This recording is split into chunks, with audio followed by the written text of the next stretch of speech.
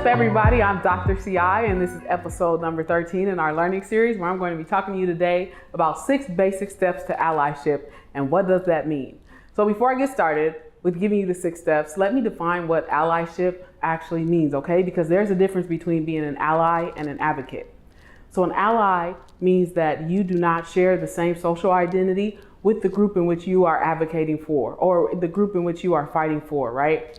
So they may have an identity that you don't, but you want to support their rights. When it comes to, let's say, it's people of color and you're white, you are an ally. You are indeed not an advocate for that group. Because when you think about advocacy, advocacy belongs to the people who have the identity that are fighting some sort of oppression or discrimination based on who they are, okay? Your job is to assist. And there's another thing I want to point out before I get into it. When you think about helping other people, I want to be very clear about the notion of help. Because often when we go into spaces and say we want to help, it is done with the intention that we want to make people more like us.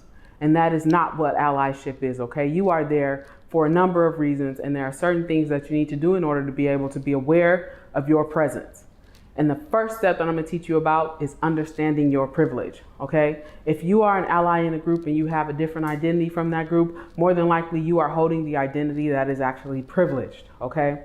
So what does it mean to understand your privilege? Doesn't mean that you are just aware of it. You're like, yeah, I know I have privilege. I know what that means. No, understanding your privilege means that you understand the positions in which you hold when you are fighting for these people. Like the fact that if you are a heterosexual person and you're fighting for LGBTQ plus rights, and you know that they can't get married in certain states because of federal law, that's understanding some of your privilege as a heterosexual person. Do you see what I'm saying? So understand it, not just be aware of it.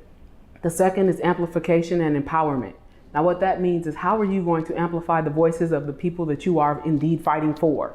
So that means that you are creating spaces like inviting them to the stage, or you have opened up the stage so that they can invite their damn selves on the stage and be able to speak for themselves. You are indeed not holding space for those people, but instead you are creating it for them to be able to get up and tell their own stories, talk about their own oppressions, and give you their own narratives, okay?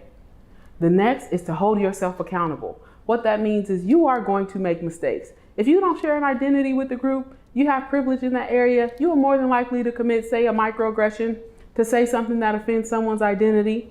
And if you do that, you need to hold yourself accountable for the fact that you did it, okay? Which leads to step number 4, which is to emphasize impact over intent. Because you need to think about what it is that you said and how that impacted someone else. No one gives a damn about your intention, okay? The good intentions, people who have them, the hottest places in hell are reserved for you, okay? So think about the fact that you might impact someone in a different way, even if you had the best of intentions, and you need to be aware of those. And that leads to step number 5, which is focus on intersectionality, because for every identity, there are a multiplicity of other identities, okay? If a person is Black and they are queer and they are trans, for example, if they have these multitude of identities, they have a multitude of oppressions and a multitude of discrimination. So you can't just go into the space and say, I'm going to fight for your sexuality, without thinking about other identities that they have, even within that group, that leads to different kinds of oppressions. So you need to focus and understand what intersectionality is and how that manifests in the rights or causes in which you are fighting for. Now, the last one is to accept correction through action. Now, what that means is, if someone has been kind enough to give you feedback about a way that you have done something to offend that group, even as an ally, don't take it personal. And that's easier said than done. And even if you do take it personal, you got to take it with a grain of salt and be able to show up differently, right? You should be prepared to make those mistakes. But if you accept that correction and the next time you show up differently and you don't do it again, it's more meaningful and it's more impactful to the groups that you are fighting for.